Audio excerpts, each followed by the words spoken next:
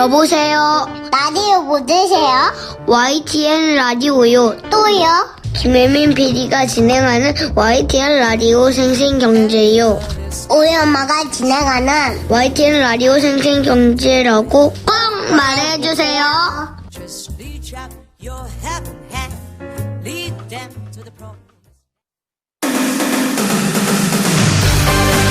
생생하게 상생하며 YTN 라디오 생생경제.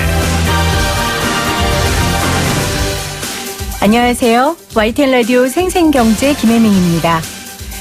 올해 상반기 임금근로자 3명 중 1명은 200만 원 미만의 월급을 받는 것으로 조사됐습니다. 통계청 발표에 따르면 취업자 2,030만 1,000명 중 월평균 임금이 100만 원 미만인 경우가 9.7%, 100만 원에서 200만 원 미만이 24.3%였습니다. 4만 원, 400만 원 이상을 받는 이들은 18%에 불과했는데요. 반면 최근 5년 동안 조부모에게 재산을 직접 물려받은 손주가 받은 증여액이 5조 원을 육박합니다. 토지가 1조 6,346억 원으로 가장 많았고요. 금융자산이 1조 2,822억 원, 유가증권이 7,335억 원 순이었습니다. 제가 오늘 오프닝을 여기까지 쓰고요. 무슨 말을 써야 할지 모르겠더라고요. 너무 다른 내용의 두 소식을 접하고 할 말을 잃은 것이 오늘 제가 오프닝에 여러분들께 드리고 싶은 말입니다. 2019년 10월 22일 YTN 라디오 생생경제 지금 시작합니다.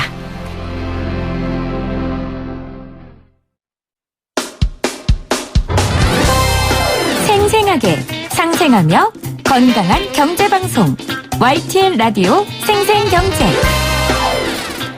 오늘 가장 뜨거운 경제 뉴스를 제일 생생하게 전해드리는 시간입니다. 말도 많고 탈도 많았던 민간 분양가 상한제가 오늘 국무회의 의결을 통해 본격 시행됩니다. 현재 서울 아파트값은 18주 연속 오름세고요. 수도권 청약 경쟁률은 직전 분기의 3배 수준으로 높아진 상황입니다. 정말 집값을 막을 제도가 없는 상황인데요. 강력한 규제로 꼽히는 이 민간 분양가 상한제가 얼마나 영향이 있을지 한국도시연구소 최은영 소장과 알아보도록 하겠습니다. 소장님 안녕하세요. 네, 안녕하세요. 먼저 이 분양가 상한제 개정안의 핵심 내용을 좀 간단하게 설명해 주시죠. 네, 핵심 내용, 개정 내용은 필수 요건이 바뀌었다는 거예요. 네. 그러니까 개정 전에는 주택가격 상승률이 물가 상승률의 2배인 지역에서 이게 지금 투기과열 지역으로 바뀌었거든요. 네. 그러니까 투기과열 지구면 분양가 상한제에 적용을 받게 된다는 것이죠. 그게 가장 중요하게 바뀐 내용이고, 이제 거기에다가 거주 의무 기간 같은 것들이 설정된다는 거. 네. 시장 가격과 분양가의 차이에 따라서 10년까지도 거주 의무 기간이 주어진다. 이런 점들이 달라지는 것 같습니다. 네. 투기 과열지구로 지정된 지역으로 확대됐다는 것과 또 분양가 상한제 적용 아파트 전매 제한이 최대 10년으로 늘어나는 것이 주요 골자입니다. 이 분양가 상한제가 현재 절차가 진행 중인데 그럼 앞으로 어떤 과정이 남았습니까? 네, 이제 거의 다 끝났다고 보시면 되는데요. 대통령 결재를 거쳐서 이제 관보에 게재되면 거의 끝나는 상황이어서 이번 달 28일경에 시행될 것으로 예상되고 있고요. 그리고 이제 남은 절차 중에 하나는 주거정책심의위원회 그리고 관계부처 장관 협의를 거쳐서 어떤 지역에 지정할지를 결정하는 단계만 남은 상태입니다. 네. 핵심은 어떤 지역이 선정되느냐예요. 아까 투기과열지구로 지정된 지역 중에 아마 몇 개의 지역이 결정될 것 같은데 맞습니까? 네, 사실은 저는 그렇게 논의가 진행되고 있는 게 좀 안타까운데요. 네. 민간 택지 분양가 상한제가 원래 2007년에 노무현 정부 때 시작되지 않았습니까? 그때는 전국적인 전면 시행이었어요. 그런데 지금은 어디를 시행하느냐 이것이 이제 초점이라는 게 좀 안타깝습니다. 분양가 상한제는 좀 더 전면적으로 시행해야 되는 제도거든요. 네. 그러니까 어떤 특정 지역은 이제 공공의 분양가 심사위원회에서 이 분양가가 적절한지를 들여다보게 되는데요. 이러한 절차가 어떤 지역은 필요하고 어떤 지역은 필요 없고 이런 건 아니잖아요. 이 분양가가 적절한지에 대해서는 사실 전국 어디에든지 공공에서 들여다봐야 될 필요성이 있다는 점에서 어떤 지역 할 것이냐 이게 이제 관심의 초점이라는 게 사실은 좀 안타깝습니다. 네. 저는 전국적인 전면 시행이 필요하다고 네. 보는 입장에서요. 그렇지만 이제 정부가 지금은 투기과열 지구를 지정 이제 필수 요건에 해당하는 31개 지역, 서울 25개구와 세종시, 과천시 등이 이제 포함되어 있는데요. 이제 그 중에서 이제 지정을 하게 될 것이라고 많은 분들이 예측을 하는데 저는 좀 더 투기과열 지구를 지정하지 않을까 예상을 좀 해봅니다. 동단위라는 말이 나왔잖아요. 네네. 동단위로 규제를 한다라는 건 어떤 광주광역시의 광산구의 봉산동 같은 이 동단위 지역은 그 지역은 너무 분양가가 많이 오르고 주변 지역은 많이 오르지 않아서 이게 동단위 규제가 필요한 지역들이 있거든요. 네. 그런 점에서 추가로 투기과열 지구를 지정을 하면서 이걸 확대 시행하는 방안도 검토 중일 거라고 생각을 합니다. 그런 면에서 그 필립 규제, 동단위 규제라는 게 나왔다는 것이라고 생각하고요. 그래서 동단위로 다 하는 거 아니냐 이렇게 생각들을 하시는데 좀 오해가 있는 것 같더라고요. 네. 기본은 시공구 단위로 시행하는 것이 원칙인 것 같습니다. 네, 소장님께서는 전면적으로 해야 한다. 원칙적으로는 이라고 말씀을 하셨지만 일단 정부에서는 좀 현실적인 타협안을 내놓은 게 아닌가 싶습니다. 그래서 말씀하신 것처럼 투기과열 지구 중에서도 유력한 지역으로 지금 예상되는 게 강남 4구 그리고 마용성이라고 우리가 불리죠. 마포, 용산, 성동 플러스 알파 정도 지금 이 정도인 것 같아요. 네. 정부 결정에 따라 조금 늘어날 수는 있고요. 예.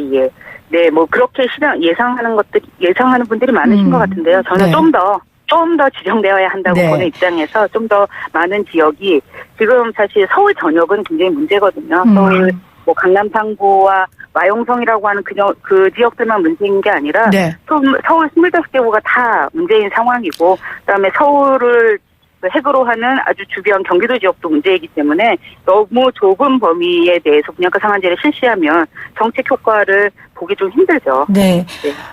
그러니까 지금 아마 제가 드릴 질문이 소장님 의견을 조금 뒷받침해 줄 수 있는 질문이 아닐까 싶은데요. 정부가 이렇게 핀셋 규제를 한다면 서울 시내 내에서도 적용을 받는 곳이 있고 안 받는 곳이 있지 않겠습니까? 이렇게 되면 분양가 격차가 발생해서 이게 오히려 집값 불안으로 심화될 수 있다라는 지적이 나오고 있거든요. 동의하시겠네요? 네. 그러니까 이게 이제 너무 핀셋으로 하게 되면 네. 부수적으로 따라올 수밖에 없는 게 풍선 효과라는 거잖아요. 네. 그러니까 여기를 누르면 저기를 그렇죠. 올라가는 그런 현상이 발생할 수밖에 없기 때문에 정부가 그렇게 예를 들면 도곡동은 지정하고 대치동은 지정하지 않고 이런 식의 방식을 쓰진 않을 거라고 생각을 하고요. 네. 서울은 전 지역이 당연히 지금 되어야 하는 시장 상황이고요. 지금 주택가격이 오르는 것도 문제지만 올 상반기 중에도 상당히 주택가격이 많이 올랐거든요.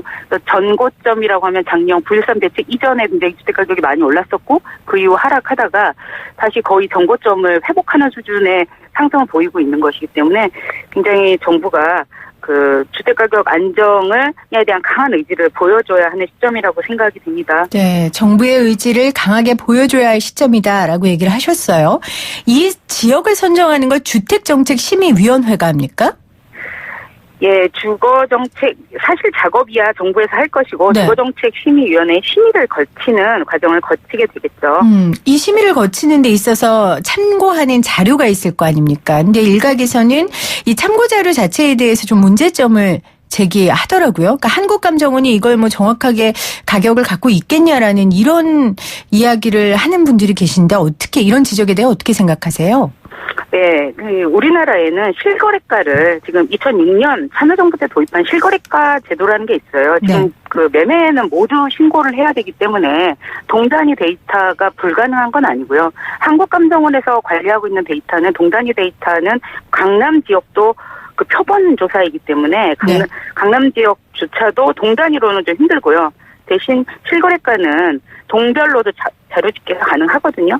네. 그런 점에서 자료 문제가 있다라는 이 시행을 하기 위해서 핀셋 규제를 하기 위해서 자료 문제가 있을 것이다라는 건 좀 동의하기 힘든 부분입니다. 실거래가라는 굉장히 정확한 그거는 정말 실제로 거래가 일어난 것들에 대한 것이잖아요. 네. 한국감정원이나 민간에서 발표하는 것들은 사실 굉장히 호가 위주거든요. 그렇죠. 그런 면에서 굉장히 우리나라는 다행인 것이 실거래가라는 주택가격에 대한 투명한 통계를 가지고 있고 그것들은 동 단위로도 집계가 가능하다라는 점에서 중요한 정책 기반이 될 거라고 생각합니다. 네, 실거래가 정보가 있긴 해. 한국감정원이 정확하게 자료를 갖고 있으니 이런 지적은 이런 걱정은 우려하지 않아도 될 것이다라고 말씀을 하셨는데요. 네네, 데이터 측면에서는요. 네, 이렇게 가격 데이터까지 아까 말씀하신 아주 정확하고 투명한 실거래가 정보까지 딱 틀어잡고 이제 민간 분양가 상한제로 고분양가를 잡겠다라고 정부가 지금 불을 켰습니다. 근데 이제 이런 얘기가 나오는 거죠. 이게 4월 막상 시행하는 그 4월 이후에는 서울 안에서 규제 대상이 있겠냐라는 얘기가 나오는데 이 얘기가 나오는 배경이 있죠. 네, 그러니까 지금 6개월 유예를 해줬죠. 관리처분 인가를 받은 단지에 대해서는 6개월 안에 지금 분양을 하면 이 분양가 상한제에 적용받지 않도록 하는 유예 조치가 10월 1일 날 갑자기 나왔어요. 네. 그 부분은 저도 굉장히 좀 안타까운데요. 그런 점에서 지금 그런 이제 전망이 나오는데, 근데 사실 분양하기 전에는 여러 가지 절차를 거쳐야 하거든요. 이주도 해야 되고 철거도 해야 되고 허그하고 분양 보증도 받아야 되고 이런 것들을 내년 4월까지 다 마칠 수 있는 단지는 지금 한 60개 단지가 재건축 관리 처분 인가를 받은 단지로 알려져 있는데요. 그중에서 일부에 해당이 될 것이고요. 네. 그래서 내년 4월 이후에는 공급량이 없다. 이런 것도 좀 과도한 지금 재건축 재개발 사업이라는 거는 사실 굉장히 긴 호흡으로 진행이 되는 그렇죠. 거거든요. 네. 60개뿐 아니라 사실은 300개 정도가 서울에는 지구 지정이 되어 있는 상태고 네. 사업이 진행 중에 있기 때문에 4월 이후로는 대상이 없다. 이러면 이런 거는 좀 안 맞는 말인 것 같습니다. 네. 제가 드린 질문을 청취자분들께 좀 정리를 해드리면 이게 재개발 재건축 관리처분 인가를 6개월 유예해주지 않았습니까? 그렇기 때문에 이분들이 이제 제도가 시행되는 4월 전에 모든 걸 다 할 테니 이게 규제할래야 규제 대상이 있겠냐라는 질문이었고 우리 소장님께서는 재개발 재건축은 과정이 길기 때문에 4월까지 다 마무리할 수는 없을 것이다. 그러다 보면 규제할 수 있는 대상들이 그만큼 나올 것이다라는 말씀이셨습니다. 자, 공급 이야기를 안 할 수가 없습니다. 이게 민간 분양가 상한제로 규제 강화는 했지만 사실은 사람들은 서울을 향한 끝없는 애정을 보이고 있고요. 결국 어떻게든 서울에 들어오려고 한단 말이에요. 그러니까 결국 공급이 없으면 집값은 내리지 않는다. 어떤 강력한 제도를 한다 해도 이런 얘기들이 계속해서 나오고 있는데 어떻게 보세요? 네, 지금 사실 최근 몇 년간 공급이 굉장히 많았거든요. 네. 그렇지만 주택가격은 굉장히 많이 올랐고요. 그래서 공급을 통해서 주택가격이 안정된다 이렇게 보기는 좀 힘든 측면이 있어요. 서울 안에 공급이 많았습니까? 네, 그렇습니다. 네. 최근 3년간 역대 수준으로 공급이 많았고 앞으로도 공급이 이어질 예정이지만 이렇게 지금 주택가격 상승이 이어지고 있는 것은 수요와 공급으로 설명되지 않는 것 요소가 굉장히 크고요. 서울은. 그리고 서울은 실수요도 있지만 투기 수요가 상당히 강하거든요. 네. 서울에 살고 계신 분의 10명 중 6분은 세입자세요. 서울은 네. 그래서 세입자의 도시라고 하는데, 그러니까 이게 사실은 살 집이 아니라 지방에 계신 분들이 서울에 많이 가지고 계신 거거든요, 집을. 그런 측면에서 그럼 공급을 늘리면 서울의 집값이 안정될 것이냐. 최근 상황과도 그렇지 않다는 거죠. 공급은 많았지만 집값은 올라가는 상황이어서 보다 중요한 건 미래 주택 가격에 대한 전망을 어떻게 보느냐가 되게 중요한 것 같아요. 네. 그런데 그 부분에 있어서 사람들이 현재는 앞으로도 올라갈 것이다고 하니까 굉장히 신고점을 계속 경신하면서 주택을 사는 상황이죠. 네, 거래 건수가 많지는 않은데요. 그런 상황에서 이제 미래 주택 가격에 대한 전망을 어떻게 보게 할 것인지에 관해서 영향을 미치는 정부 정책 변수가 굉장히 중요하거든요. 네. 정부가 확실하게 주택 가격을 안정시키겠다라고 하는 의지를 보여주느냐. 그게 굉장히 중요한데 지금 분양가 상한제와 관련된 국면에서 경제 정책을 다루는 기획재정부가 주거 정책에 너무 많이 개입하고 있다라는 그런 생각이 들었어요. 기재부가 너무 주거 정책에 많이 관여한다. 네, 아까 네. 6개월 유예가 나온 배경도 사실은 기재부하고 국토부가 이견을 보이는 와중에서 나온 거잖아요. 네. 그런데 지금 서울의 주택가격, 특히 이제 서울을 중심으로 보면 너무 올해 상반기에 너무 많이 올랐기 때문에 이것들을 이렇게 좀 안일한 정책 대처로 주택가격을 안정시킬 수는 없거든요. 국민들이 가장 바라는 게 주택가격 안정, 최고의 주거복지가 주택가격 안정이라고 말씀들을 하고 계시거든요. 이런 상황에서 정부가 확실하게 주택가격을 안정시키겠다는 의지를 보여줘야 하는데 그런 것들이 약간 흔들리는 모습을 지금 분양가 상한제 논의와 관련해서 보여주고 있다는 점에서 좀 안타깝습니다. 네. 그러니까 주택 시장은 그 심리가 굉장히 중요한 요인 아닙니까? 그러다 보니까 우리 소장님께서 미래 주택 가격의 전망이 굉장히 영향을 많이 끼치는데 그렇기 때문에 정부의 이런 강력한 제도, 의지가 굉장히 필요하다라고 얘기를 하셨어요. 아까 기재부하고 국토부 간의 갈등에 대한 아쉬움도 얘기하셨지만 사실 민간 분양가 상한제의 도입이 조금 늦다. 그러니까 저희 전문가 인터뷰할 때 9.13 대책 있을 때 사실 같이 했었어야 된다. 뭐 이런 얘기까지 하셨거든요. 소장님은 어떻게 보세요? 네, 그랬으면 더 좋았겠죠. 2017년 사실 파리 대책, 2017년부터도 필요시에 분양가 상한제를 쓰겠다라고 네. 했는데 계속 이제 칼집에 칼을 넣어놓고 안 빼고 있는 상황이었거든요. 그러다가 이제 드디어 지금 이제 올해 8월에 논의가 본격적으로 이제 시작된 것인데요. 늦었지만 지금이라도 하는 것이 맞다고 봅니다. 네.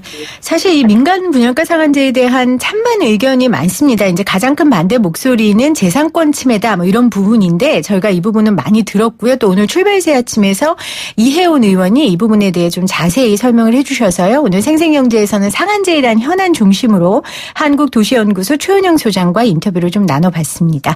소장님 오늘 좋은 말씀 감사합니다. 네, 예, 감사합니다.